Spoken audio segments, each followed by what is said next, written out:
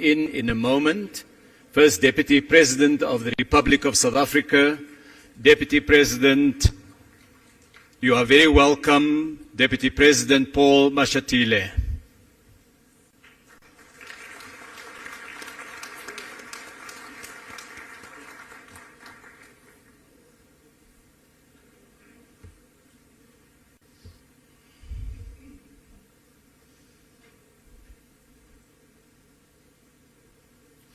May I ask you to be seated?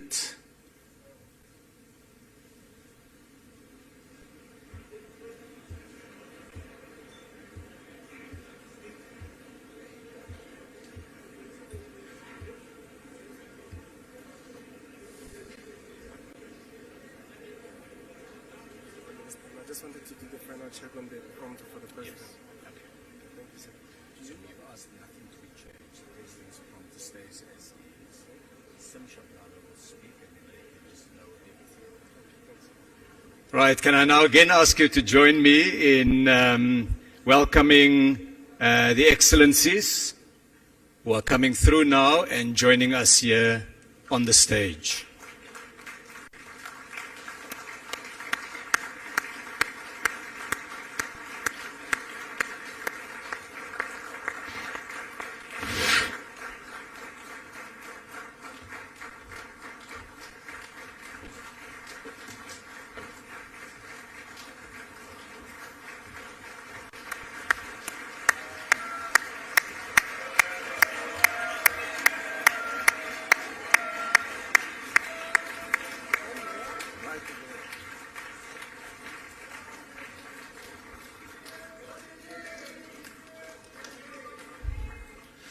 Thank you very much. We may all be seated now.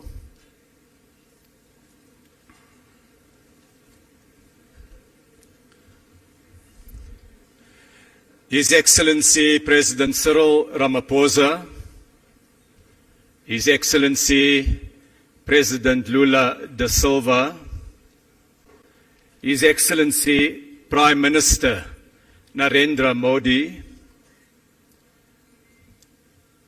His Excellency Minister Wang Wentao, representing President Xi Jinping, Her Excellency Dilma Rousseff, President of the New Development Bank, His Excellency Deputy President Paul Mashatile, may I warmly welcome the Excellencies to this closing session of the BRICS Forum.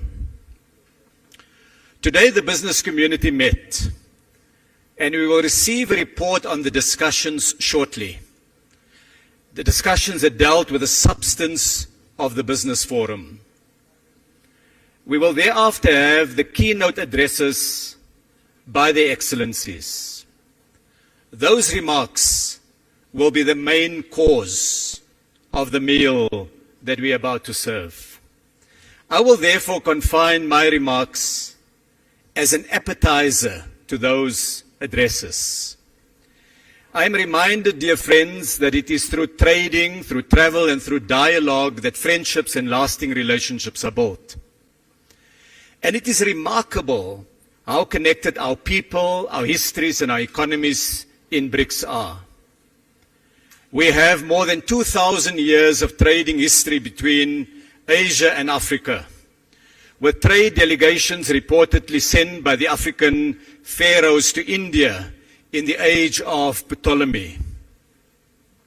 More than 1,000 years ago, there was a community of people who lived in the southern part of the African continent, near the banks of the Limpopo River. They were manufacturers and traders. They were artists crafting the golden rhinoceros. They traded with the outside world, with India, Arabia, and China, selling ivory and gold, buying pottery from China and glass beads from Persia. They were the people of Mapungubwe. They traded with China during the Song dynasty. Later, during the Ming dynasty, the great admiral Zhong He undertook voyages of discovery with a fleet of 300 ships and 28,000 crew, which traveled to the eastern part of the African continent. And they saw the great African trading cities of Sofala and Mogadishu and Mombasa, Africans trading with the world.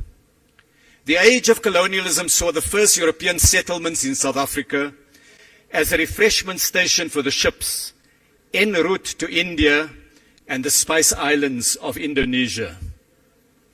Our histories converged as large land masses were colonized.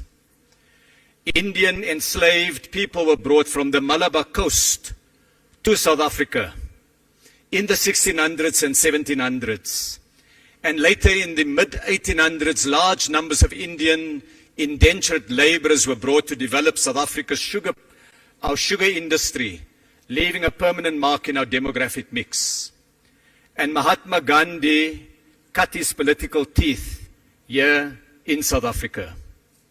The age of colonialism saw too the start of the industrial scale transatlantic slave trade, taking captured Africans across the waters in cramped ships.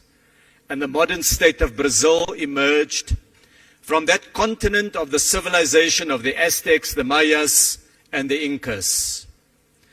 And the spirit of Africa is alive in Brazilian culture, the warmth of its people, the music, and the samba that had its origins in Angola and Congo. And Russian history too contains connections. The great Russian writer Alexander Pushkin's great-grandfather was an African, Ebrahim Petrovich Ganibal, abducted from Cameroon, taken via Constantinople, and eventually taken to Russia, where he became a nobleman. During the struggle against apartheid, many South Africans stayed in Russia, in China, in India, and as with many other parts of the world, we received material assistance in the struggle for freedom in our land. And so we are connected by history, but not only by history. Today we look forward to matters relating to the future. Today's event is held in the industrial heartland of the African continent, an economy with major industrial strengths in traditional sectors, but also with technologies in the space and satellite economy, in the digital sector, in new green technologies, in advanced manufacturing.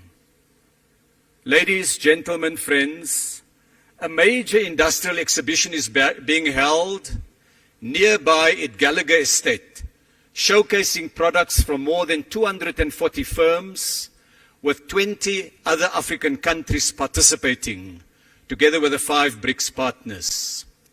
I urge those who have not been there, visit it. We held a manufacturing forum which provided a platform for discussion on green industrialization, on electric vehicle and battery production, playing to Africa's strengths in critical minerals.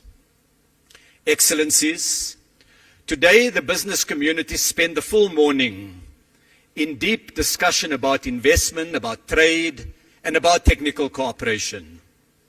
It is my pleasure, therefore, to invite Mr. Tshabalala, the CEO of the Standard Bank Group of South Africa, to summarize the main outcomes and give his reflections. And I invite Sim to take the podium. Please, you have the floor.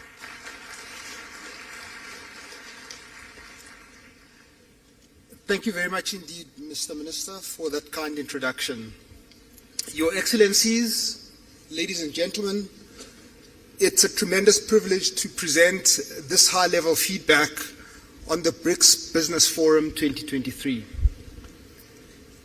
Today, guided by its theme of making accelerated growth and sustainable development a reality, the BRICS Business Forum has held sharply commercial and highly dynamic sessions attended by entrepreneurs, policymakers, business people, and indeed academics from across a number of the member countries and beyond. Talking of commercial dynamism, as the Minister has alluded, it is very fitting that the BRICS Business Forum has taken place right here in Sandton, here in Johannesburg, the capital of Gauteng, Gauteng generates about 35% of South Africa's GDP, and a large proportion of that is generated right here. And it is generated by South Africa's sophisticated and successful large corporations, medium-sized enterprises, and indeed SMEs. This year, for instance, Standard Bank's analysts think that South African listed equities will deliver average earnings per share growth of between 15 and 20%. To put it in perspective, other emerging markets are looking at minus 3% for the same period. And talking of South African corporations, relationships, travel, history, and trade, in the words of Minister Patel, I had the good fortune, ladies and gentlemen, and great honor of speaking this morning on a panel with Chairman Qin of the State Grid Corporation of China, as well as Mr. Ricardo Santon, President of the Brazilian Association of Animal Protein. They spoke about climate change and renewables. Words cannot describe the profundity of that moment. As it happens, it was a South African bank, my employer, the Standard Bank Group, which was the sole financial advisor to the State Grid Corporation of China in its 1.8 billion rand acquisition of 100% ownership of 7 power transmission companies in Brazil in 2010. I mention this, admittedly, because it illustrates that South African corporate expertise and connections are an important part of making BRICS into an ongoing commercial reality. South Africa certainly has its fair share of challenges, and I would rate unemployment and inequality as the deepest and worst of these. The wealth of Sandton is within easy walking distance of the deep poverty of Alexander, a painful contrast that can be found in all of the BRICS countries, but one that is also highly conducive to innovation in the service of inclusion. For instance, to South African ears, the Brazilian financial services innovations that we heard about today sounded all too familiar. So there are serious challenges here in South Africa, but we also have immense strengths and competitive advantages. As well as the corporations that I've mentioned, these strengths include a strong rule of law, which guarantees that contracts will be observed and that commercial disputes will be settled fairly. They include our freely floating currency, open capital account, extremely skillful and credible central bank, and deep and liquid capital markets. These guarantee that returns on investment are and will remain quickly accessible in the currency of the investor's choice. More competitive advantages arise from what a Chinese panelist called South Africa's celebrity products, Mr. President, which include rooibos tea, wine, and unique tourist experiences. This brings us to another of South Africa's strengths, which is South Africa's openness for the business and tourist traveler. People from all of our major trading partners enter South Africa either visa-free or with an e-visa. Further, liberalization of travel and greater encouragement of air links between the BRICS countries and our major trading partners is certainly warranted. Perhaps above all, South Africa's competitive advantage emerges from our well-developed trade and investment network with our fellow Africans. China is indeed Africa's largest trading partner. What is sometimes missed, however, is that South Africa is the second largest exporter to the rest of our beloved continent and its fourth largest import partner. Of course, investors from the BRICS and worldwide do very much want to buy into Africa, given our continent's uniquely favorable demographics, immense natural resources, potential for low-cost industrialization, and increasing market integration under the Africa Continental Free Trade Area. For all these reasons, according to the IMF forecasts and on current trends, it is likely that sub-Saharan Africa will be the fastest growing region of the world by 2030.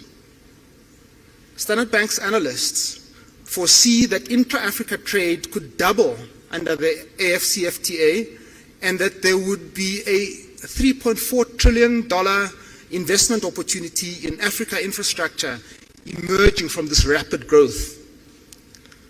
The bottom line is simple.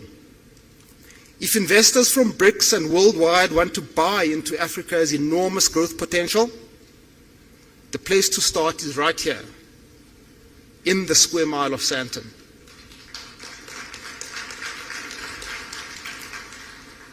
Today's discussions have examined current intra-BRICS trade and investment trends and explored tangible solutions to unlocking further trade and investment opportunities in the BRICS nations and worldwide.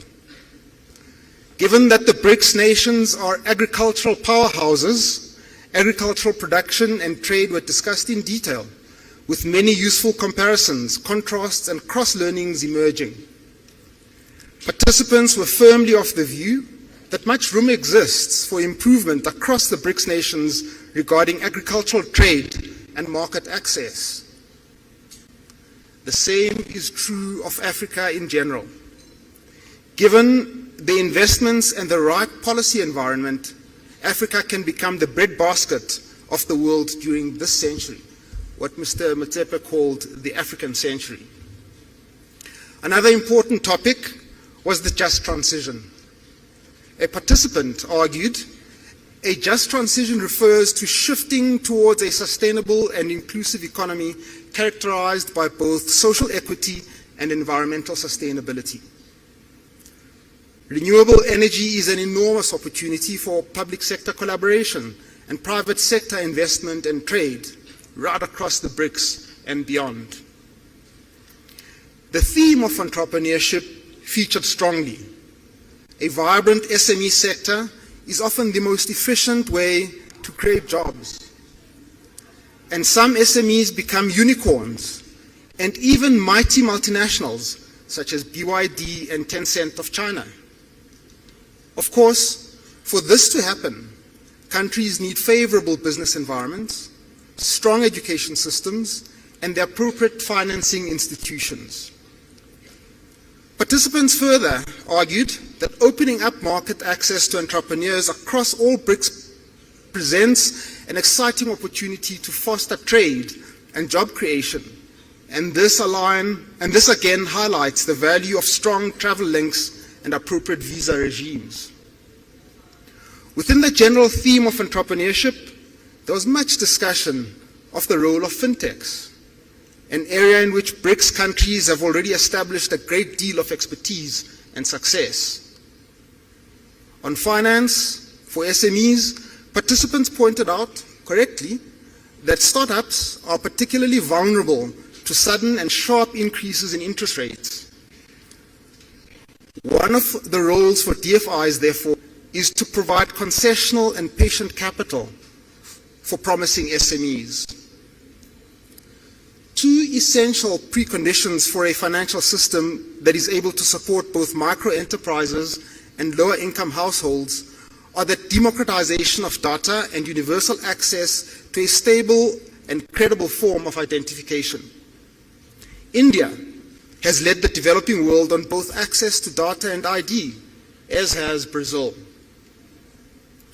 In Africa, Kenya's rapid and sustained growth has also been powered by a significant pioneering use of mobile phone to create universal access to finance. The forum discussed the international payment system in some detail. From an African point of view, a highlight of this conversation was the discussion of the Pan-African payment system, which has immense potential to stimulate trade and growth by increasing the spend and certainty and reducing the costs of cross-border payments in Africa. Participants also debated the question of whether a BRICS currency is possible or even desirable, with strong views expressed both for and against, with little consensus being reached. Seen from a banker's perspective, the debate would probably progress more fruitfully if the discourse maintained a sharper conceptual distinction between international payments on the one hand and reserve currencies on the other. For example, and as the example of the PAPS illustrates, under certain circumstances it may be possible to simplify international trade and then payments use collection of domestic currencies without any reference to any international reserve currency. It's also important to be realistic about the necessary characteristics of an international reserve currency. These include being a currency issued by a central bank with very high credibility in the implementation of monetary policy, being the currency of a state or supranational entity with an equally strong track record of fiscal policy and meeting its debts, being freely available in large quantities in many jurisdictions, and full convertibility at all times. This set of characteristics cannot be quickly wished or agreed into existence, but can only emerge over a multiple of years as a track record of impeccable credibility and very wide use is built up. Finally, the Forum also heard of the pleasing progress that is being made in institutional development, setting up sector-specific work streams which allow for concentration and focus on areas of common interest in infrastructure, manufacturing, energy, and financial services. In conclusion, today's discussions have been a very useful step in further unlocking the immense potential for trade and investment amongst the BRICS member countries. Thank you ever so much for your attention.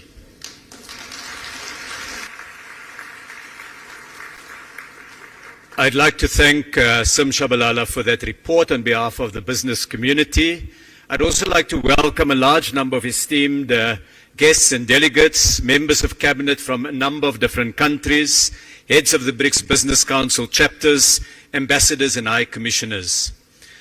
It's now my pleasure to invite the President of the Republic of South Africa, our host, who has inspired us with a vision of Africa and her place in the world. Please welcome His Excellency, President Cyril Matamela Ramaphosa.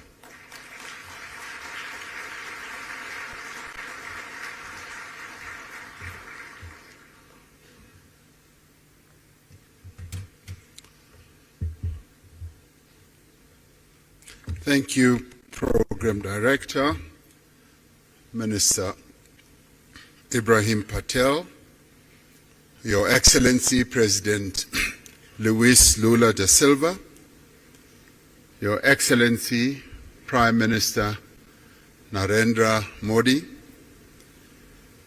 Honorable Ministers and business leaders, and Your Excellency President of the New Development Bank, Ms. Dilma Rousseff.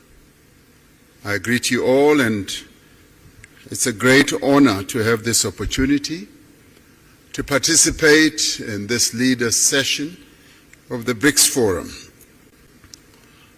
I particularly want to thank Mr. Tshabalala for the report that he has just given, and particularly underline and appreciate the message that is coming from all of you as business leaders about the immense opportunities that you see in investment across the BRICS countries.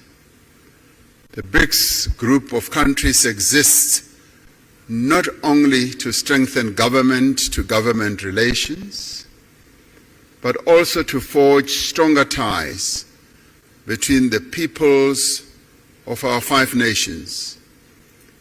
It is for this reason that several bodies have been established since the BRICS was formed to enable cooperation across society, be it in business, be it in political parties, be it in the social sector, and also in the sporting sector.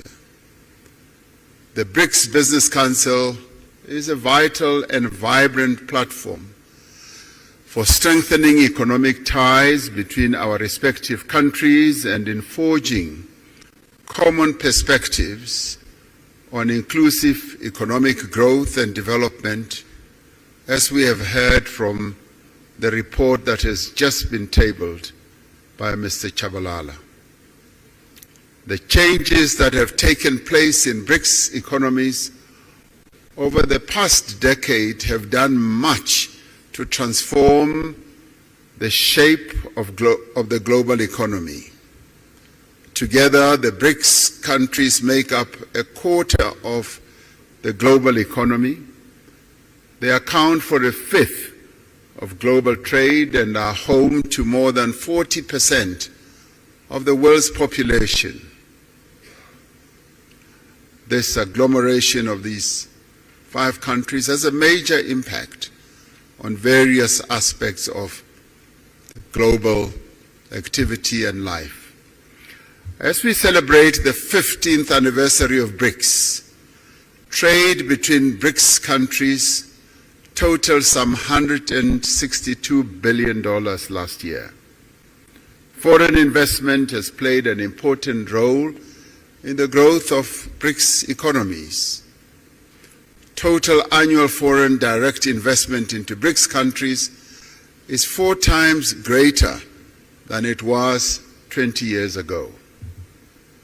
However, the new wave of protectionism and subsequent impact of unilateral measures that are incompatible with WTO rules undermine the global economic growth and development.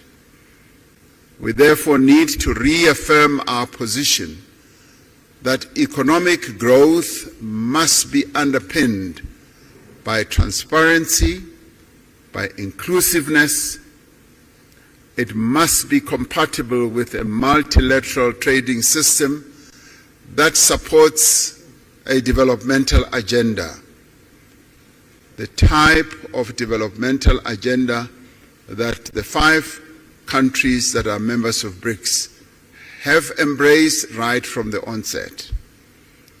We require a fundamental reform of the global financial institutions so that they can be more agile and responsive to the challenges facing developing economies. In this respect, the new development bank, established by BRICS countries in 2015, is leading the way. Since its formation, it has demonstrated its ability to mobilize resources for infrastructure and sustainable development in emerging economies without conditionalities.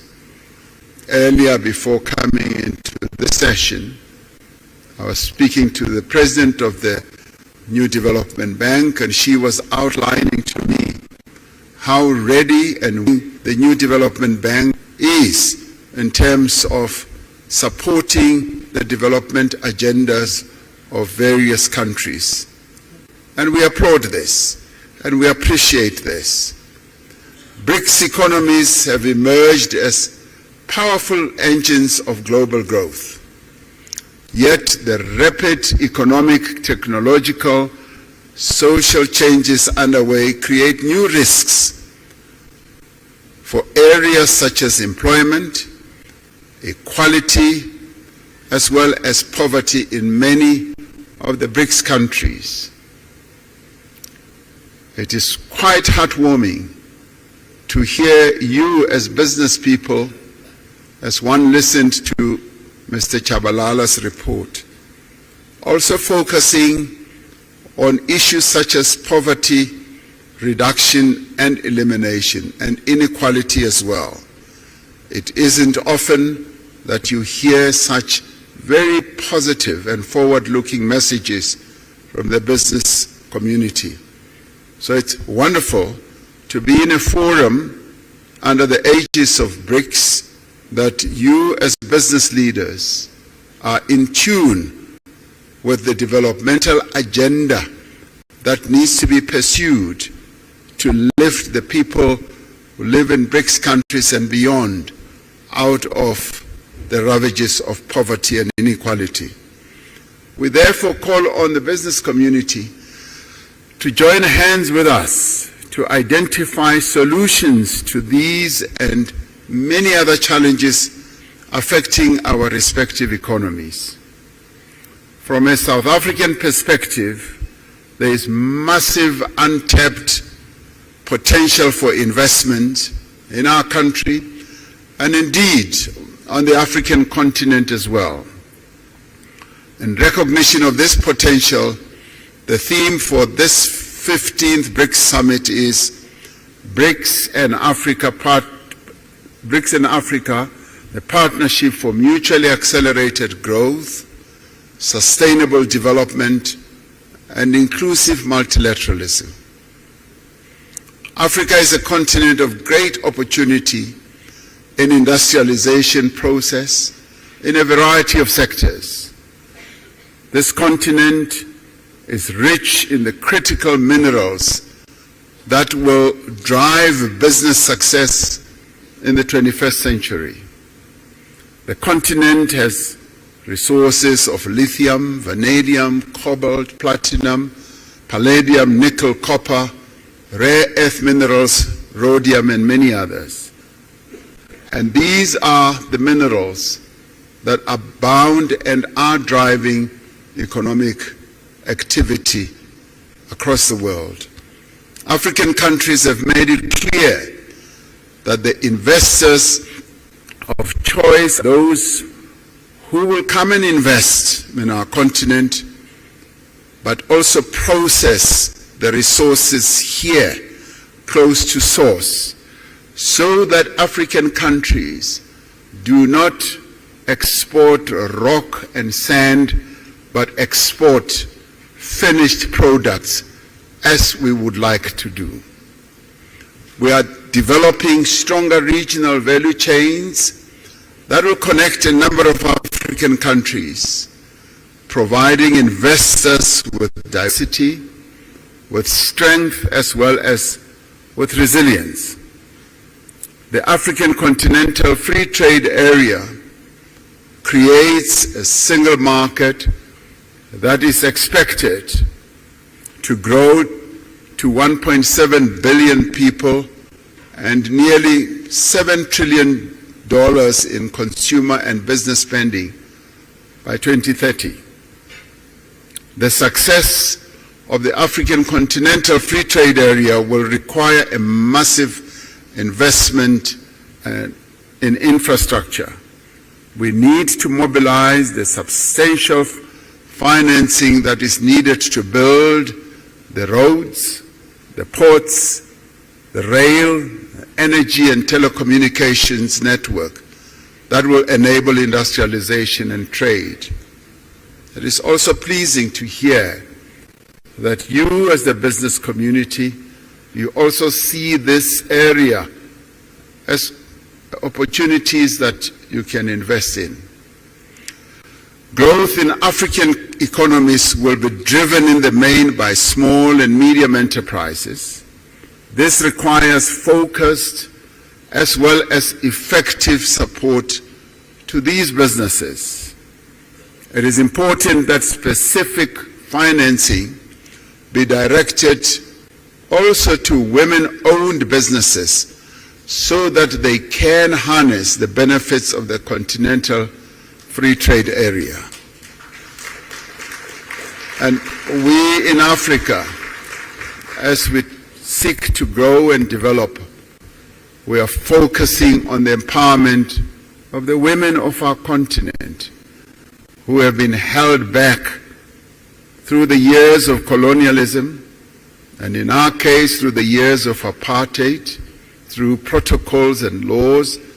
And we are saying we need to free the women of our continent so that they can trade, so that they can be in business and grow the economies of our various countries. Africa has a young, digitally connected and urbanizing population. A population which provides a stable workforce for companies in the future. The investment in skills development is continuing to grow. These factors all position Africa as the next frontier of productivity and growth. The BRICS countries have an opportunity to contribute to and participate in Africa's growth story. This can be achieved through greater cooperation in areas such as infrastructure, agriculture, manufacturing, new energy, and the digital economy.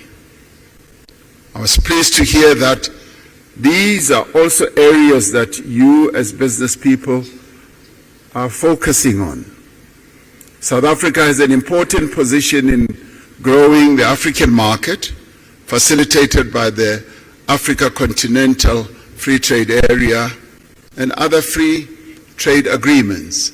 South Africa's industrial strength, our mineral endowments, and our large market opportunities provides a compelling value proposition for companies wanting to establish their businesses here. South Africa has significant industrial capacity, with Africa's most advanced industrial innovation and fabrication base. Firms that have invested here recognize that South Africa has deep local capital markets and strong financial systems. We have a diverse and sophisticated economy, and this country possesses world-class infrastructure, skills, abundant natural resources, industrial clusters, and a host of incentives to support investment. And many investment and partnership opportunities exist in renewable energy, in infrastructure, in aquaculture, in ICT, automotives, pharmaceuticals, and advanced manufacturing, amongst others. It is clear from the report that we have just received that this has been a very productive business forum. And I'd like, as I end, to commend the BRICS Business Council, the respective ministers from the BRICS countries and officials, and all business leaders who have made a meaningful contribution for the success of this business forum, and to have all of you, almost 1,500, I'm told, to have this, what I see as a very successful business forum. I sincerely hope that your participation in this BRICS Business Forum will yield the productive outcomes that are required for us to catapult BRICS economies towards more equitable and accelerated growth. In 2 hours or so, the BRICS leaders will sit together in a retreat to discuss a number of BRICS-related matters, and one of those is the expansion of BRICS. A number of countries, some of which are represented here, are seeking to be part of this BRICS family. And we appreciate that. It goes to show that the BRICS family is growing in its importance, in its stature, and also in its influence in the world. And we will be taking into account the various desires of various countries to be part of BRICS. So we hope to take into account the report or discussions here as well as we consider the way forward with BRICS. Your participation here really strengthens the BRICS story. It confirms that BRICS is an important player in the geopolitical and economic architecture of the world. And so we hope that it will continue to be so. Thank you very much for participating. We thank you.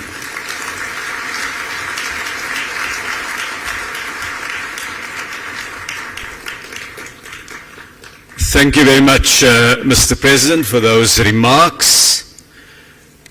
It is now my pleasure to invite the President of the Federative Republic of Brazil, His Excellency President Lula da Silva to take the podium. Please join me in welcoming the President.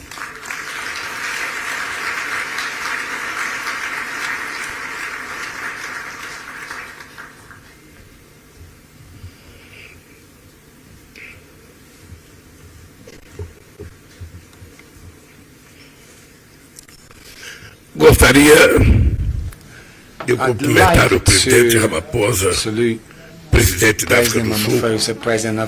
Gostaria de cumprimentar os ministros, de cumprimentar a presidenta do novo Banco Cooperativo, o CEF. Gostaria de cumprimentar os empresários e as empresárias aqui presentes. E gostaria, sobretudo, de saudar o governo sul-americano pela realização desse fórum empresarial. Quero expressar a minha satisfação por compartilhar este evento com os demais líderes dos países dos BRICS. Agradeço também a todos os empresários e empresárias presentes, em especial a direção do Conselho Empresarial, que completa 10 anos. O estabelecimento de parcerias entre os setores privados é uma dimensão muito relevante do BRICS e que dá vida e continuidade às relações entre países. Desde a primeira cúpula dos chefes de Estado e de governo, nossa participação na economia global vem se ampliando.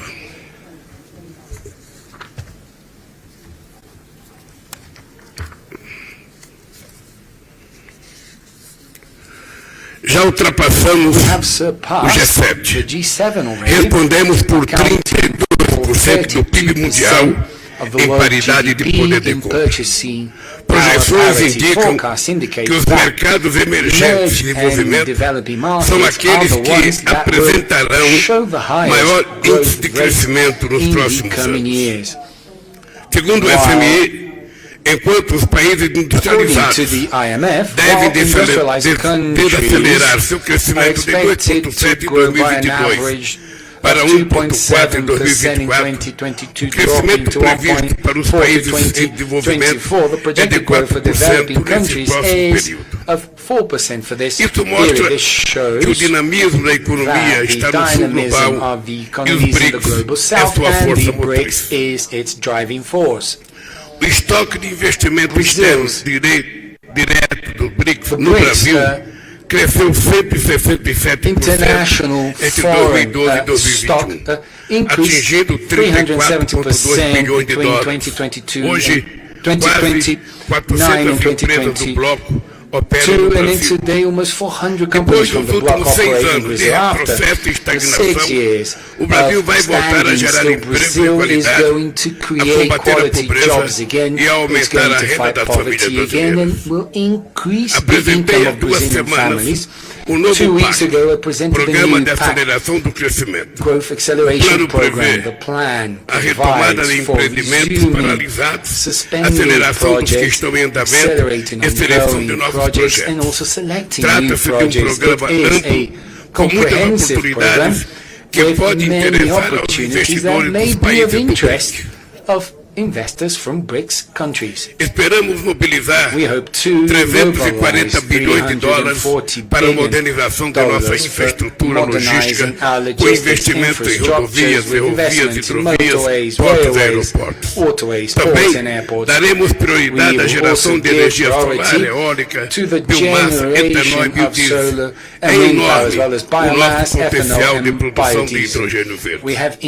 Estabeleceremos parcerias entre o governo e os empresários em todas as áreas, sob forma de concessões, parcerias público-privadas e contratações diretas.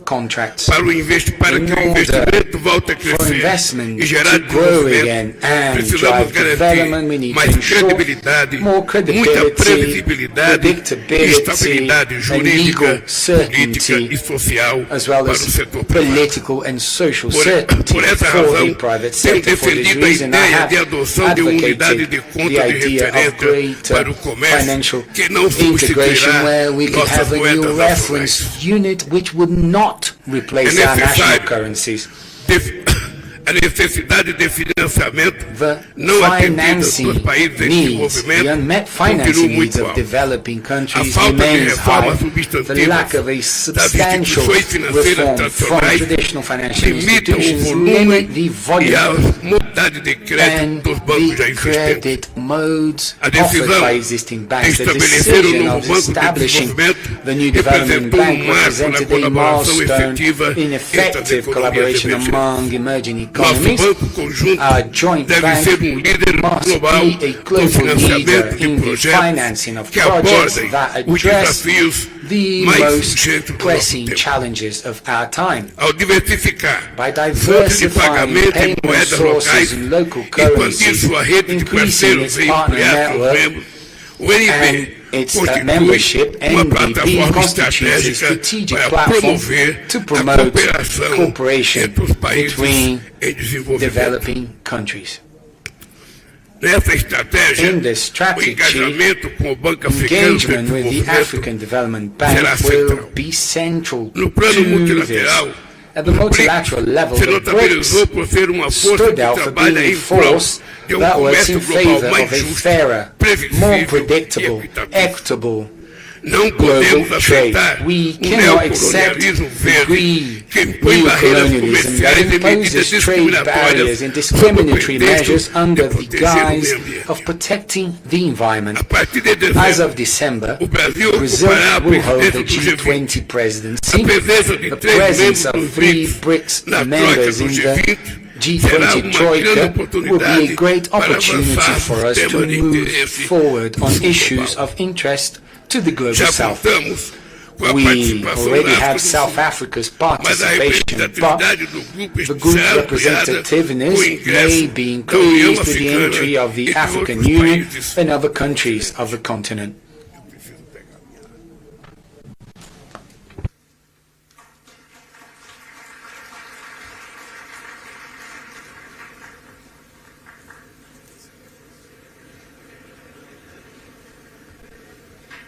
Is just a water break.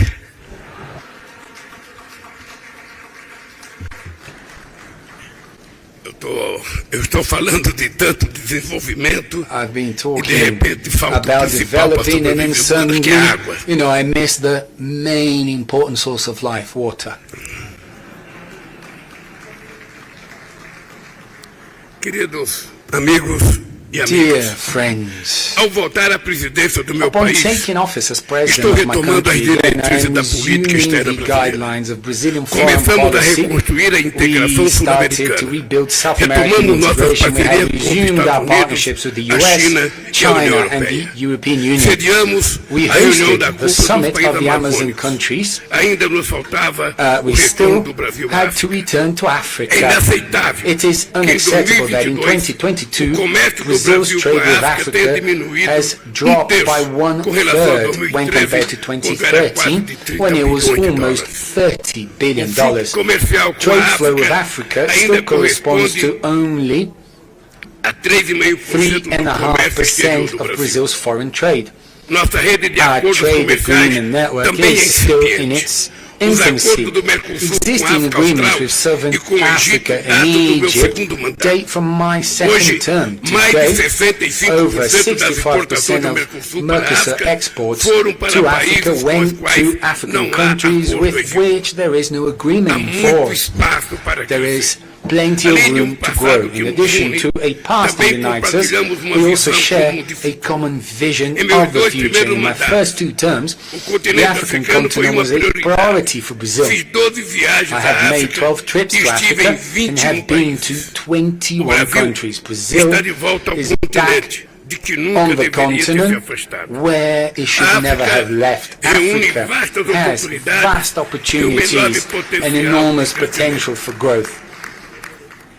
Para discutir o To discuss the relançamento do relaunch of comércio trade no with the continente, continent, o Brasil Brazil reuniu brought os together chefes dos the setores heads de of promoção the trade comercial promotion de sectors todas of as all nossas our representações representations in africanos African aqui em countries here Joanesburgo in em junho Johannesburg passado. last June. A África Africa está is construindo building ambicioso an projeto de ambitious zona free livre, trade zone de zona de project. livre comércio. 54 54 países. countries 1,3 bilhões de billion pessoas people e PIB de with mais de over 3 trilhões de $3 dólares. trillion in Nesse GDP continente, in this que é o continent, mais jovem which do is the mundo youngest in the e world será from o an mais age populoso em perspective and will be 2100, the most são popular inúmeras by as oportunidades para 2100, produtos brasileiros, offers countless como alimentos opportunities e for bebidas, Brazilian products petróleo, such as minérios de food and ferro, beverages, veículos oil, e iron ore, manufaturas de ferro e vehicles aço. and iron and África steel tem manufacturers. 65% Africa has das terras 65% of the disponíveis no mundo land e forte available in the vocação world, and it para ser uma has potência a strong vocation com for being an capacidade para agricultural alimentar seu powerhouse povo e with the oferecer capacity to soluções feed its para a people and segurança offer alimentar global global. food security solutions. Aliando investimento Combining e investment and tecnologia, technology, o Brasil Brazil desenvolveu has técnicas developed modernas modern de tropical agricultura tropical agricultural que podem ser techniques replicadas that can com be sucesso na successfully África. Por meio replicated da in Empresa Africa. Brasileira Through the de Brazilian Pesquisa Agricultural Agropecuária, Research fizemos Corporation, do Cerrado we have turned the uma área de Cerrado alta into an produtividade area of agrícola high e agricultural poderemos productivity, replicar and we essa can replicate this experiência experience in muito the bem sucedida African na savana africana. savannah. Meu governo My government também has also retomou as políticas resumed públicas de public apoio à policies to agricultura support familiar, family farming, imprescindível essential para to combater a fight food insegurança insecurity and alimentar hunger e a fome that que atinge affects nossos our continentes. continents. O programa Mais Alimento, The More que Food relancei em program, junho which I passado, relaunched last permite que June, pequenos allows produtores possam ter small acesso a farmers to have access to financiamento para a compra de financing, to tratores, purchase implementos tractors, e colheitadeiras. tools and Assim harvesters. como no As passado, in the past, uma a versão do Mais version of the Alimento More para Food a program África for food deve ser should be retomada resumed como mais as uma another vertente da aspect of cooperação Brazilian sul-sul-brasileira. South cooperation.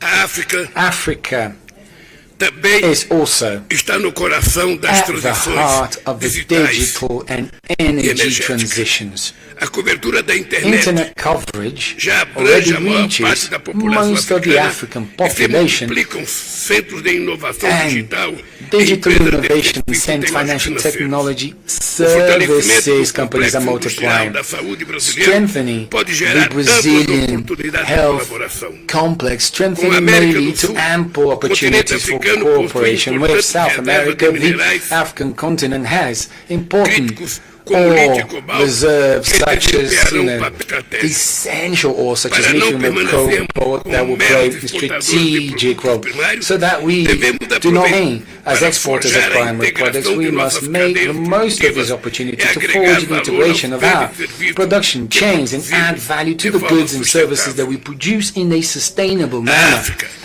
a Africa região do mundo is the region que of the menos world emite that gás de emits efeito the estufa. least amount of Nem por greenhouse isso gases. deixa de However, enfrentar as this does not consequências mean mais that it does perversas not do have to aquecimento face the global, most como perverse secas, consequences of global inundações, warming, such as incêndios droughts, e floods, ciclones. fires, and cyclones. O Brasil e vários Brazil países and africanos, many com African os planos countries abrangentes have de comprehensive renovação plans de to suas renew matrizes their energéticas. energy mixes. Compartilhamos a We share responsabilidade the de cuidar das responsibility of florestas caring tropicais for e tropical preservar a rainforests and biodiversidade. preserving Temos em biodiversity. comum We a preocupação share de the combater common o concern processo of de fighting the desertificação. Os serviços desertification ambientais process, e environmental and ecossistemas ecosystem que as florestas services tropicais provided by fornecem para o mundo rainforests to the world, devem ser they remunerados must be de paid forma for justa in a e fair and equitativa. equitable manner. Os produtos da Social sociobiodiversidade diversity products devem gerar can empregos e renda generate e jobs and oferecer income and offer alternativas à exploração alternatives to the predatória predatory de exploitation recursos of naturais. natural resources.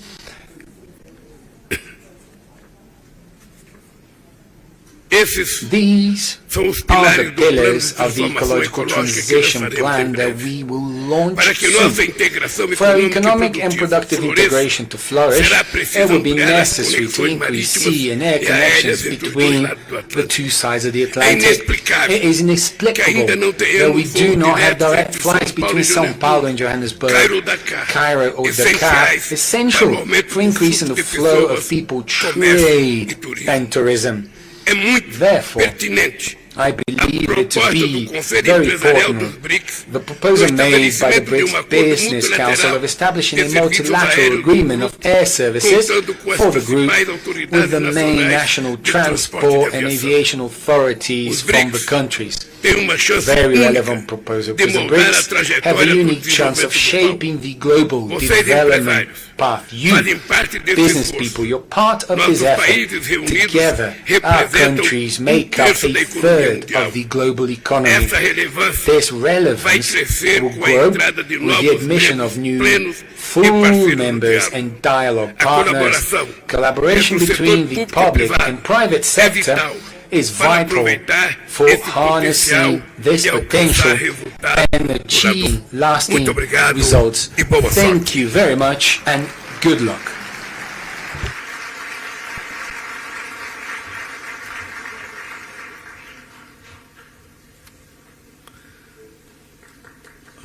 Obrigado. I thank His Excellency President Lula da Silva. Our next speaker is the President of the Russian Federation, His Excellency President Vladimir Putin, who, while he's not able to be with us, will address us via video. I now ask that the video recording be started.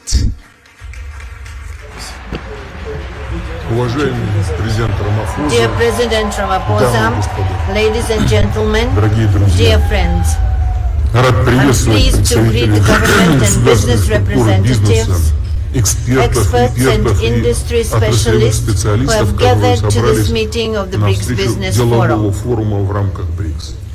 I would like to note that holding such business forums on a regular basis, along with the systematic work of the BRICS Business Council, which brings together top businessmen and heads of major companies of the 5 countries, plays an immense practical role in promoting mutual trade and investments, enhancing cooperation ties, and extending direct dialogue among business communities, and thus effectively contributes to accelerating socio-economic growth of our state and achievement of sustainable development goals.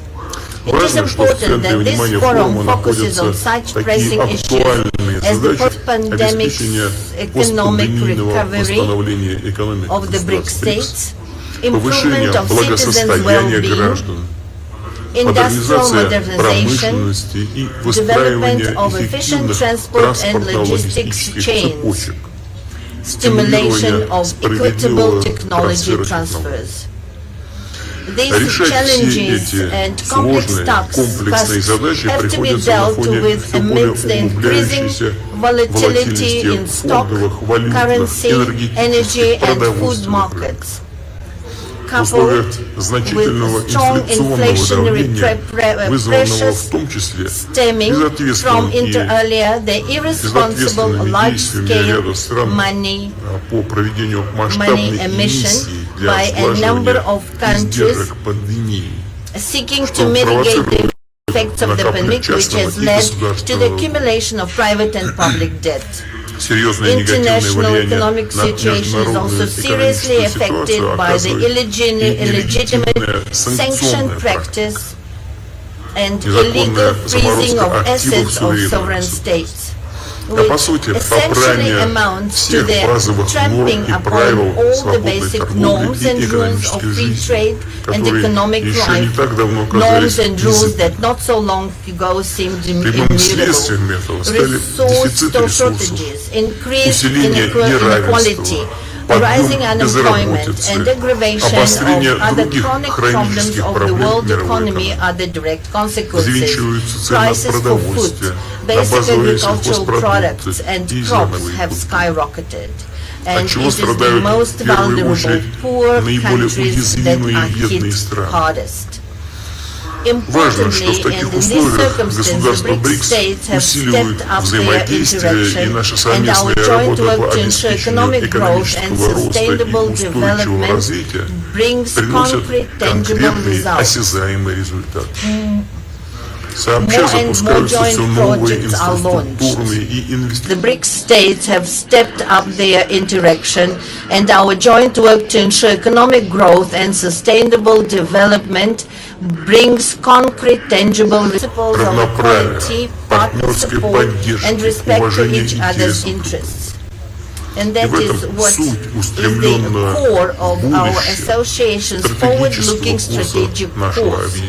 The course that reflects the aspiration of the larger part of the international community, so-called global majority. The figures speak for themselves. Over the last decade, mutual investments among BRICS states have increased sixfold. Their overall investment in global economy have doubled, and their total exports have reached 20% of the world's exports.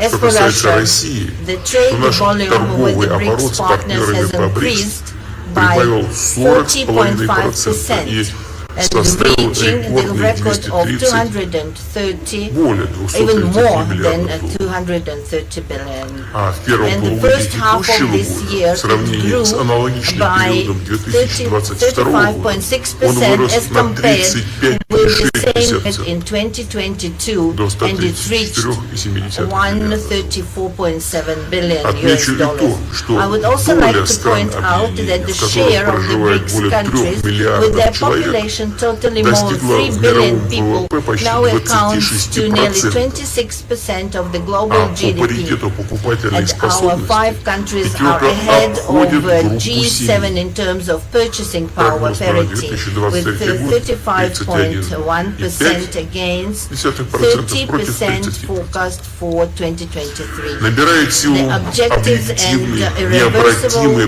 process of de-dollarization of our economic ties is gaining pace. We are working to fine-tune effective mechanisms of mutual settlements and monetary and financial control. As a result, the share of US dollar export and import operations within BRICS is declining. Last year it was only 28.7%. In fact, this summit is to discuss the entire range of issues related to the transition to national currencies in all areas of economic cooperation between our 5 nations. The new BRICS Development Bank, which has already become a credible alternative to existing Western development institutions, has a great role to play in these efforts.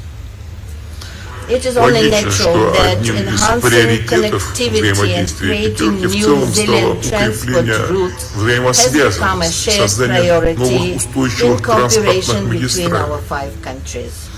In this context, the BRICS Business Council's initiative to elaborate modern intermodal logistics solutions and develop railway transport corridors is of particular importance. For this part, Russia actively works to redirect its traffic and logistics flows to reliable foreign partners, including BRICS states. Our flagship projects include the Northern Sea route and the new international North-South transport corridor. These 2 major transport routes aim to provide the shortest and most cost-effective trade route to link major industrial, agricultural, energy hubs with consumer markets. With regards to the Northern Sea route, I would like to emphasize that Russia has already adopted and launched a large-scale, multi-year plan to develop its infrastructure. We intend to build fuel terminals, hub ports, to ensure connections with road and rail transport. Our fleet is expanding, first of all by commissioning nuclear-powered vessels that have no analog in the world. As for the North-South transport corridor, it will connect Russian ports of the northern seas and the Baltic and with offshore terminals in the Persian Gulf and Indian Ocean, thereby providing opportunities to increase cargo transportation between Eurasian and African countries. Besides, This will certainly give impetus to developing new industrial, trade and logistics facilities along those routes. Russia stands for greater cooperation within the BRICS on reliable and uninterrupted supplies of energy and food resources to the world markets. We are consistently increasing supplies of fuel, agricultural products and fertilizers to countries of the global south and making a significant contribution to strengthening global food and energy security, addressing acute humanitarian issues and fighting hunger and poverty in the countries in need. All these issues in particular were discussed in depth at the recent Russia-Africa summit. For example, last year, trade in agricultural products between Russia and African states grew by 10%.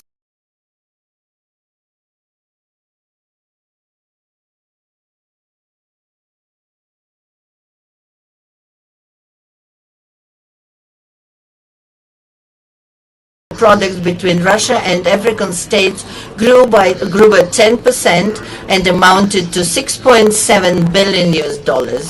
In January-June this year, it increased by another record 60%. Our country is and will remain a responsible supplier of food to the African continent. Russian grain exports to Africa amounted to 11.5 billion tons in 2022 and almost 10 million tons in the first 6 months of 2023.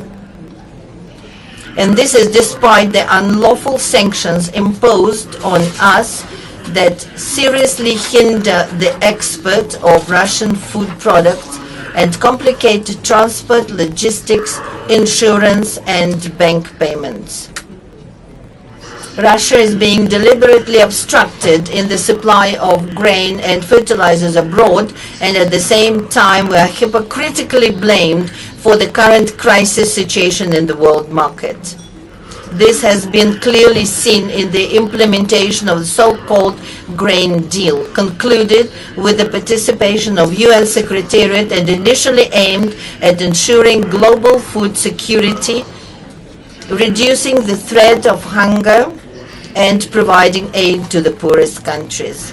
We have repeatedly drawn attention to the fact that in a year under the deal, a total of 32 million tons of cargo has been exported from Ukraine, of which over 70% have reached high and upper middle income countries, including the European Union, first of all, and only about 3% have gone to the least developed countries, less than 1 million tons. None of the terms of the so-called deal concerning the lifting of sanctions imposed on Russian exports of grain and fertilizers to world market have been fulfilled. Obligations to Russia in this regard have been simply ignored. Even our free transfer of mineral fertilizers blocked in European ports have been obstructed. In fact, this is purely humanitarian campaign that should not in principle be subject to any sanctions. With these facts in mind, since 18 July we have refused to further extend the so-called deal, and we will be ready to get back to it, but to get back only if all obligations to the Russian side are truly fulfilled. I have repeatedly said that our country has the capacity to replace Ukrainian grain both commercially and as free aid to needy countries, especially since our harvest is again expected to be perfect this year. As a first step, we have decided to graciously provide 6 African countries 25 to 50,000 tons of grain, each with free delivery of these cargoes. Negotiations with the partners are going to an end. Among the priority lines of interactions, we see also further coordination of the approaches of the BRICS participants on the subject of supporting small and medium-sized enterprises. This is an important part of the overall economic agenda of the Group of Five, which implies the assistance of the widest circles of citizens involved in business regarding the issues of administrative and tax regulation, digitalization, electronic commerce, and participation in the value chains. I would note that thanks to the state support programs, the entrepreneurs from the BRICS countries successfully adapt to the constantly changing situation in the global market. They find new partners, new sales channels, attract additional funding, and use more actively modern technologies. It is equally significant to continue to develop cooperation within the BRICS countries in the field of decarbonization of economy, reduction of man-induced impact on the nature, and adaptation to the changing of climate. Russia is ready to work jointly to promote more balanced approaches to the climate change in the international arena. Our country is consistently implementing the National Low Carbon Development Strategy. We plan to reach the carbon neutrality of the Russian economy not later than 2060, including through the introduction of technological innovations, modernization of infrastructure for access to affordable and clean energy, conservation of ecosystems on land and sea. We believe that the implementation of the climate goals can be facilitated by a variety of technologies, including those that have been in use for a long time already, such as nuclear generation, hydropower, gas motor fuel. To sum it up, I would like to reiterate that the multifaceted partnership and cooperation within the BRICS is not only makes a significant contribution to ensuring sustainable growth of our states, but also generally promotes the healthy global economy and successful achievement on the global development goals and targets set by the UN to fight poverty, expand people's access to quality health care, eradicate hunger, and improve food security. Therefore, I'm confident that the BRICS Business Forum and Business Council will continue the creative work aimed at the improvement of contacts between the entrepreneurial circles of the countries of the Group of Five and joint implementation of mutually beneficial projects. In conclusion, I would like to invite representatives of the business circles to our countries to come, to the Eastern Economic Forum in Russia that will take place in 10 to 13 September in the city of Vladivostok, where by tradition there will be discussion of issues that are of interest, including the business community of the BRICS countries. Thank you very much for your attention.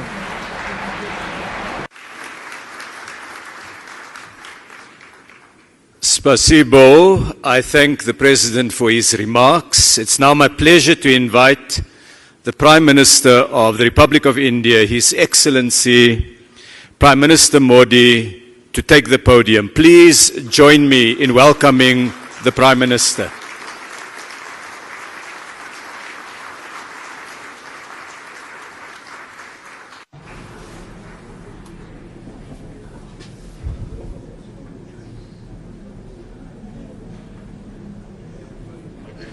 Excellencies, leaders of BRICS business community, my namaskar, good evening to you all.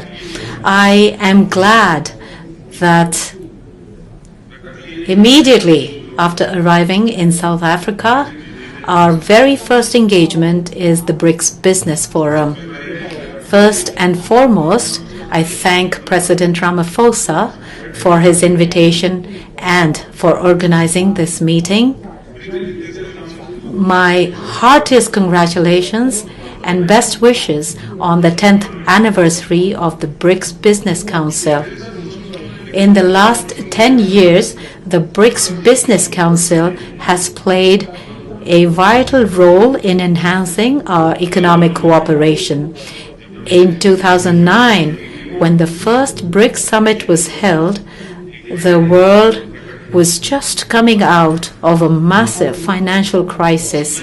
At that time, BRICS emerged as a ray of hope for the global economy. In the present times also, amongst the COVID pandemic, tensions and disputes, the world is dealing with economic challenges. In such times, once again, the role of BRICS countries is important.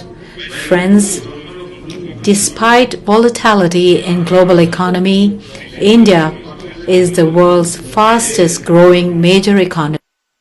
रहा है। ऐसे समय में BRICS देशों के एक बार फिर महत्वपूर्ण भूमिका है। फ्रेंड्स, वैश्विक अर्थव्यवस्था में उथल-पुथल के बावजूद भारत आज विश्व की फास्टेस्ट ग्रोइंग मेजर इकोनॉमी है। जल्द ही भारत $5 ट्रिलियन इकोनॉमी बन जाएगा। इस बात में कोई संदेह नहीं कि आने वाले वर्षों में भारत विश्व का ग्रोथ इंजन होगा। ये इसलिए है क्योंकि भारत ने आपदा और मुश्किलों के समय को आर्थिक सुधार के अवसर में परिवर्तित किया। पिछले कुछ वर्षों में हमने मिशन मोड में जो रिफॉर्म्स किए हैं, उनसे भारत में ईज ऑफ डूइंग बिजनेस में लगातार बढ़ोतरी हुई है। हमने कंप्लायंस बर्डन को कम किया है, रेड टेप को हटाकर रेड कारपेट बिछा रहे हैं। जीएसटी और इंसॉल्वेंसी एंड बैंक्रप्सी कोड के लागू होने से इन्वेस्टर कॉन्फिडेंस बढ़ा है। रक्षा और अंतरिक्ष जैसे क्षेत्र जिनको प्रतिबंधित माना जाता था, आज प्राइवेट सेक्टर के लिए खोल दिए गए हैं। हमने पब्लिक सर्विस डिलीवरी और गुड गवर्नेंस पर विशेष रूप से ध्यान केंद्रित किया है। टेक्नोलॉजी के इस्तेमाल से भारत ने फाइनेंशियल इंक्लूजन की और एक बड़ी छलांग लगाई है। इसका सबसे अधिक लाभ हमारी ग्रामीण महिलाओं को मिला है। आज एक क्लिक से भारत में करोड़ों लोगों को डायरेक्ट बेनिफिट ट्रांसफर किए जाते हैं। अब तक $360 बिलियन से भी अधिक ऐसे ट्रांसफर किए जा चुके हैं। इससे सर्विस डिलीवरी में पारदर्शिता बढ़ी है और भ्रष्टाचार और मिडलमैन कम हुए हैं। प्रति गीगाबाइट डाटा की कीमत में भारत सबसे किफायती देशों में है। आज भारत में स्ट्रीट वेंडर से लेकर बड़े बड़े शॉपिंग मॉल तक यूपीआई यानी यूनिफाइड पेमेंट इंटरफेस का इस्तेमाल किया जाता है। आज विश्व के सबसे अधिक डिजिटल ट्रांजैक्शन वाला देश भारत है। यूएई, फ्रांस, सिंगापुर जैसे देश इस प्लेटफॉर्म के साथ जुड़े हैं। ब्रिक्स देशों के साथ भी इस पर काम करने के लिए अनेक संभावनाएं हैं। भारत के इंफ्रास्ट्रक्चर में बड़े पैमाने पर हो रहे निवेश से देश का परिदृश्य बदल रहा है। इस वर्ष के बजट में हमने इंफ्रास्ट्रक्चर के लिए लगभग $120 बिलियन का प्रावधान रखा है। इस निवेश के माध्यम से हम भविष्य के एक नए भारत की मजबूत नींव रख रहे हैं। रेल, रोड, वाटरवे, एयरवेज हर क्षेत्र में तेज गति से बदलाव आ रहा है। आज भारत में 10,000 किलोमीटर प्रति वर्ष की रफ्तार से नए हाईवे बन रहे हैं। पिछले 9 वर्ष में एयरपोर्ट की संख्या दोगुनी हुई है। निवेश और उत्पादन को बढ़ाने के लिए हमने प्रोडक्शन लिंक इंसेंटिव स्कीम्स लागू की है। लॉजिस्टिक्स कॉस्ट कम होने से भारत का मैन्युफैक्चरिंग सेक्टर कॉम्पिटिटिव हो रहा है। रिन्यूएबल एनर्जी के क्षेत्र में भारत वर्ल्ड लीडर में से एक है। हम भारत को solar energy, wind energy, electric vehicles, green hydrogen, green ammonia जैसे क्षेत्रों में ग्लोबल मैन्युफैक्चरिंग हब बनाने के लिए सक्रिय रूप से कदम उठा रहे हैं। स्वाभाविक है कि इससे भारत में रिन्यूएबल टेक्नोलॉजी का एक बड़ा मार्केट बनेगा। आज भारत में विश्व का तीसरा सबसे बड़ा स्टार्टअप इकोसिस्टम है। भारत में इस समय 100 से भी अधिक यूनिकॉर्न है। IT, telecom, fintech, AI, conductors जैसे हम make in India, make for the world के विजन को आगे बढ़ा रहे हैं। इन सभी प्रयासों का सामान्य जन के जीवन पर प्रत्यक्ष रूप से सकारात्मक प्रभाव पड़ा है। पिछले 9 वर्षों में लोगों की आय में लगभग 3 गुना वृद्धि हुई है। भारत के आर्थिक विकास में महिलाओं की सशक्त भागीदारी रही है। आईटी से लेकर स्पेस तक, बैंकिंग से लेकर हेल्थ केयर तक महिलाएं पुरुषों के साथ कंधे से कंधा मिलाकर देश की प्रगति में योगदान दे रही है। भारत के लोगों ने 2047 तक एक विकसित राष्ट्र बनाने का संकल्प लिया है। फ्रेंड्स, मैं आप सभी को भारत की विकास यात्रा में शामिल होने के लिए आमंत्रित करता हूं। कोविड महामारी ने हमें रेजिलिएंट और इंक्लूसिव सप्लाई चेन्स के महत्व को सिखाया है। इसके लिए आपसी विश्वास और पारदर्शिता बहुत ही महत्वपूर्ण है। हम एक दूसरे की ताकतों को जोड़कर पूरे विश्व, खासतौर पर ग्लोबल साउथ के कल्याण में महत्वपूर्ण योगदान दे सकते हैं। एक्सेलेंसी, मैं एक बार फिर ब्रिक्स बिजनेस जगत के लीडर्स को उनके योगदान के लिए बधाई देता हूं। इस मीटिंग के शानदार आयोजन के लिए मैं मेरे मित्र राष्ट्रपति रामाफोसा का भी आभार व्यक्त करता हूं। बहुत बहुत धन्यवाद। President Xi Jinping, President of the People's Republic of China, which will be delivered by Mr. Wang Wentao, the Minister of Commerce of the People's Republic of China. Please join me in welcoming Minister Wang to make the statement on behalf of President Xi.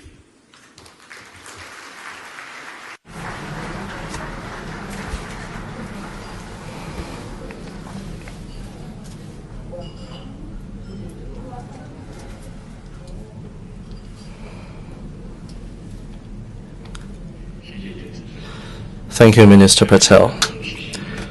It is my great honor to read out the remarks on behalf of His Excellency Xi Jinping, President of the People's Republic of China, at the closing ceremony of the BRICS Business Forum 2023.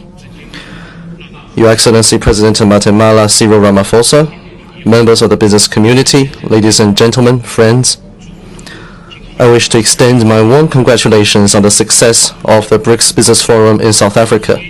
10 years ago here in South Africa, we BRICS leaders witnessed the birth of the BRICS Business Council. Since then, the Council has stayed true to its founding mission. It has seized opportunities to deepen cooperation, contributing to economic and social development of BRICS countries, and helping sustain global economic growth. Right now, changes in the world, in our times, and in history are unfolding in ways like never before, bringing human society to a critical juncture. Should we pursue cooperation and integration, or just succumb to division and confrontation? Should we work together to maintain peace and stability, or just sleepwalk into the abyss of a new Cold War? Should we embrace prosperity, openness, and inclusiveness, or allow hegemonic and bullying acts to throw us into depression?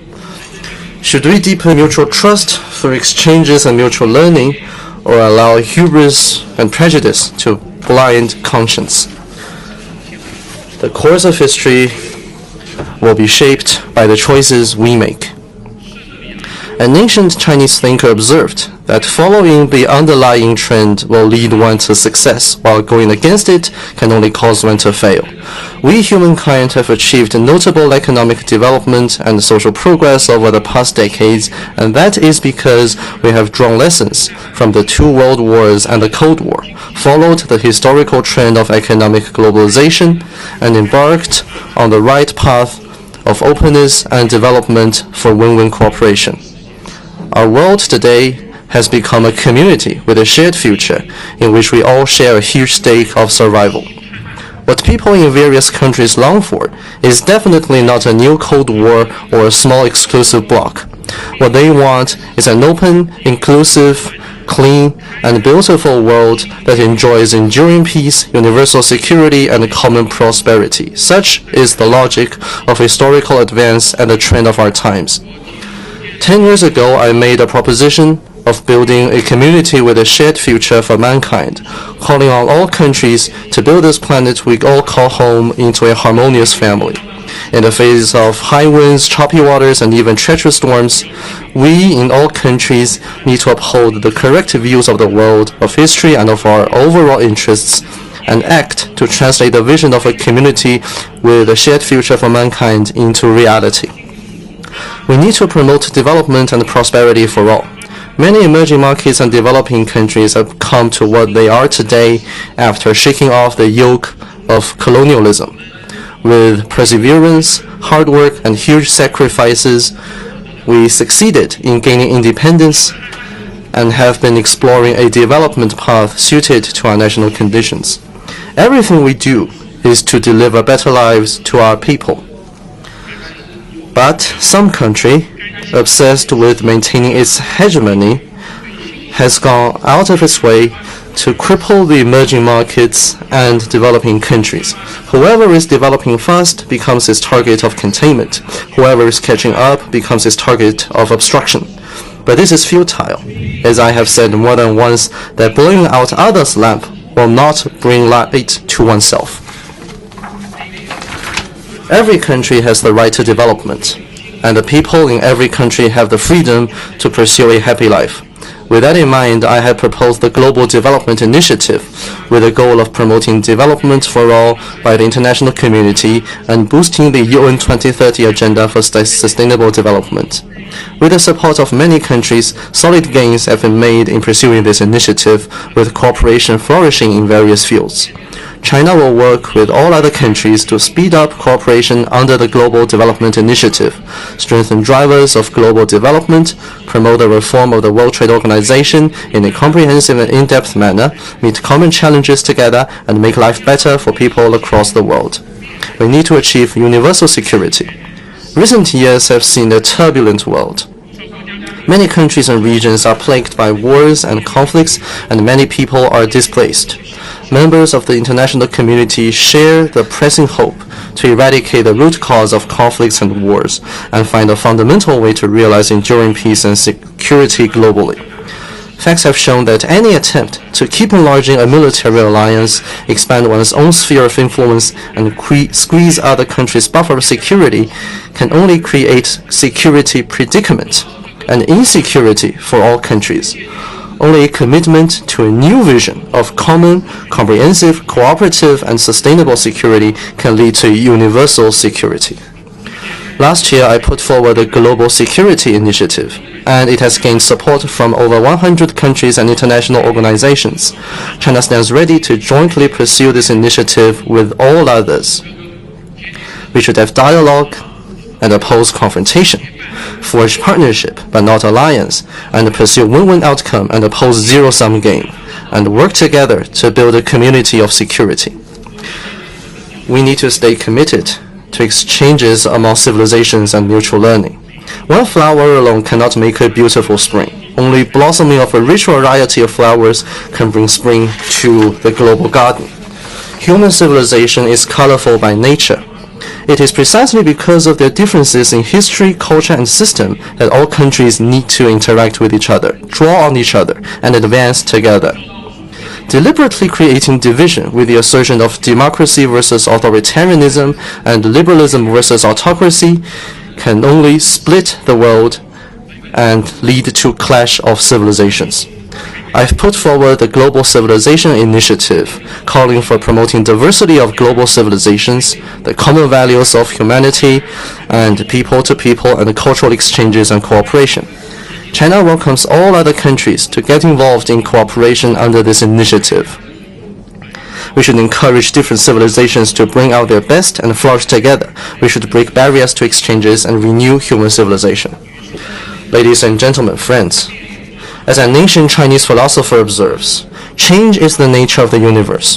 The collective rise of emerging markets and developing countries represented by BRICS is fundamentally changing the global landscape. Emerging markets and developing countries have contributed as high as 80% of global growth in the past 20 years, and their share in the global GDP has increased from 24% 40 years ago to more than 40%. Just as a line in the Chinese poem reads, "No mountains can stop the surging flow of a mighty river." Whatever resistance there may be, BRICS, a positive and stable force for good, will continue to grow. We will forge stronger BRICS strategic partnership, expand the BRICS Plus model, actively advance membership expansion, deepen solidarity and cooperation with other emerging markets and developing countries, promote global multipolarity and greater democracy in international relations, and help make the international order more just and equitable. The gathering between BRICS countries and more than 50 other countries in South Africa today is not an exercise of asking countries to take sides, nor an exercise of creating bloc confrontation. Rather, it is an endeavor to expand the architecture of peace and development. I'm glad to note that over 20 countries are knocking on the door of BRICS. China hopes to see more joining the BRICS cooperation mechanism.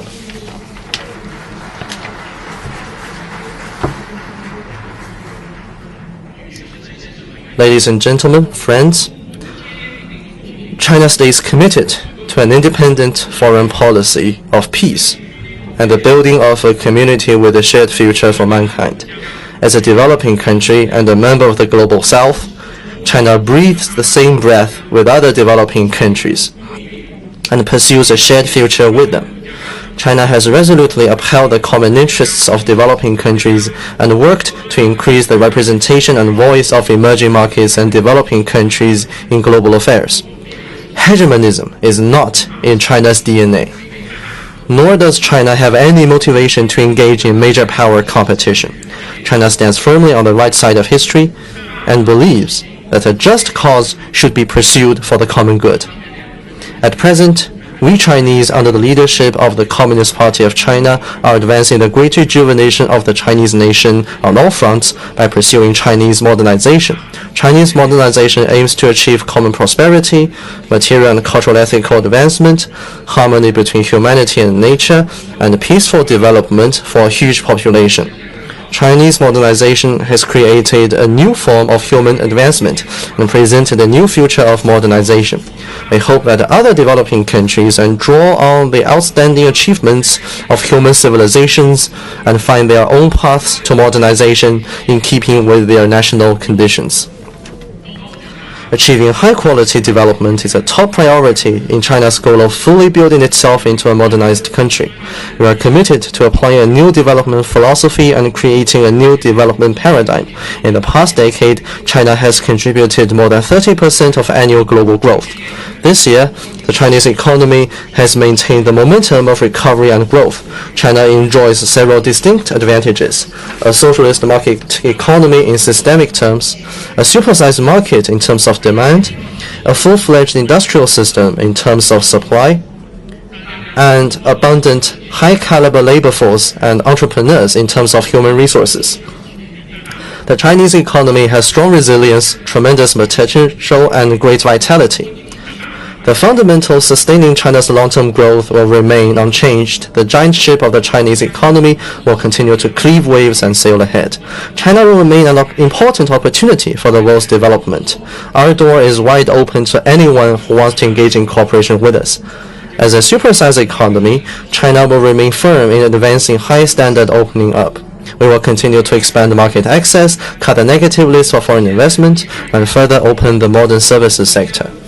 We will steadily improve the business environment, provide national treatment to foreign investment enterprises, foster a world-class market-oriented business environment governed by a sound legal framework, and build a globally oriented network of high-standard free trade areas.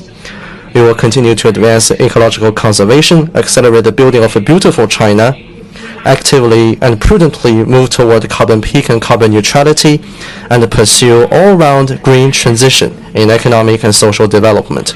Going forward, as it endeavors to achieve modernization for its more than 1.4 billion people, China will surely contribute even more to the global economy and provide even more opportunities for the global business community.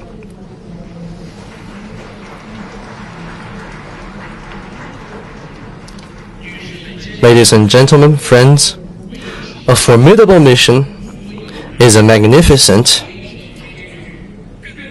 and glorious mission. As long as we work in unity and strengthen cooperation, we will not be intimidated by any risk or challenge on the way ahead, and we will surely steer the giant ship of human development to a brighter future. Thank you.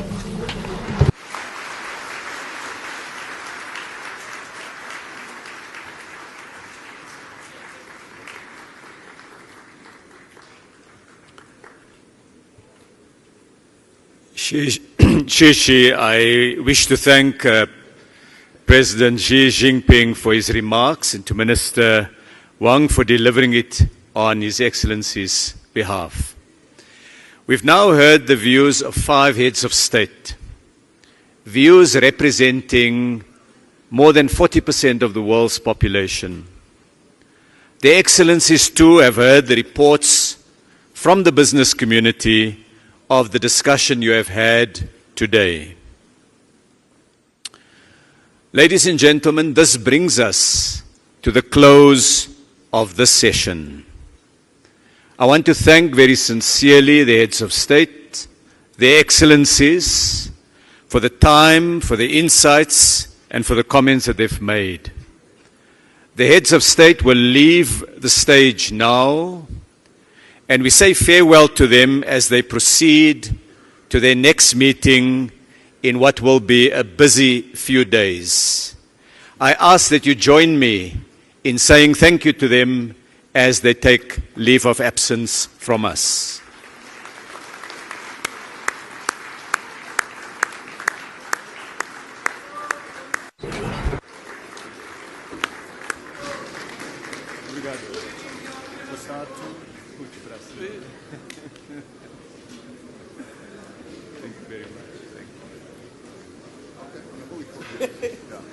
I forgot to acknowledge the DP, but people know he's here. You acknowledge him. Okay. Yeah. Okay. Because I don't go today. All right, testing. Thank you so much. Really appreciate it. Testing, testing. It's a very good week. Okay, excellent. Testing. All right, can I have your attention? 有请大家注意，